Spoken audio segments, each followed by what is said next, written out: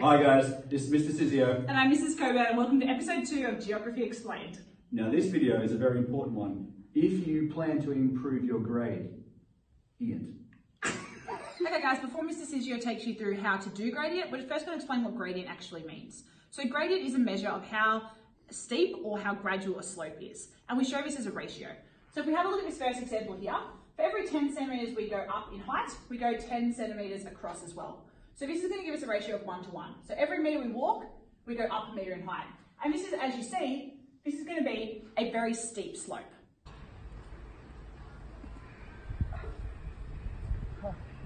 So steep.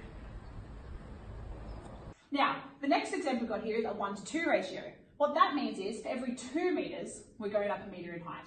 So it's taking a lot longer horizontally to get to the same height. And as you can see, this is going to be a much more gradual slope.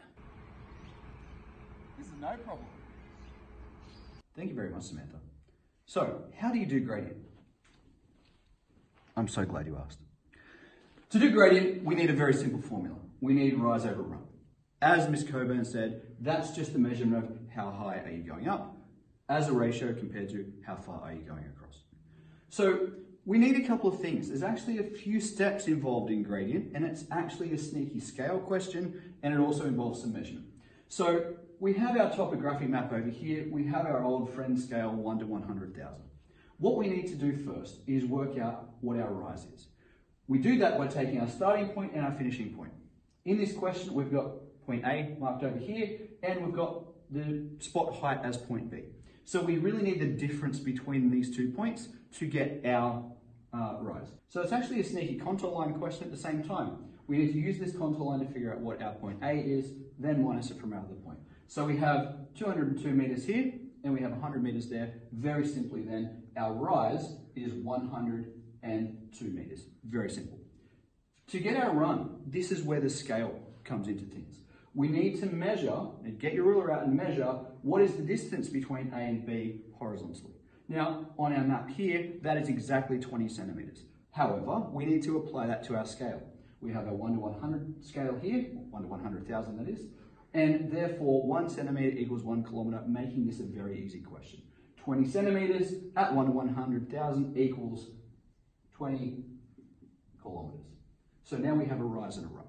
However, importantly, and this is the first step where people often make a mistake, we have to have these two in the same units for this to work. So I find the simplest way to do this is keep your rise in metres, it already is, and change your run from kilometres to metres. Now, we know that 20 kilometres in metres, to get kilometres to metres, just times by 1,000, so we have 20,000 metres in a kilometre. So, what do we do now? We have 102 over 20,000. What we need to do, remember a ratio is always a 1 to something ratio. We need this top number to be a 1 for this to work. How do we make 102 into 1? We divide it by itself. 102 divided by itself will equal 1. We then just need to divide our run by the same number. So 20,000 divided by 102 as well. And 20,000 divided by 2 is, off the top of my head,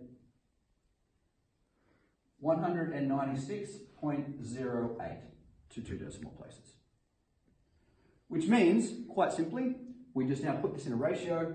Our ratio is 1 to 196.08, and we have our gradient.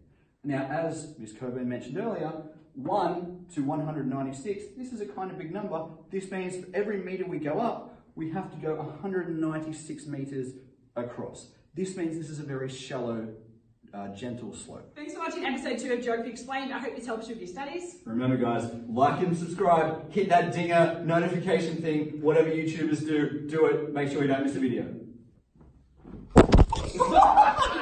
Geography Explained.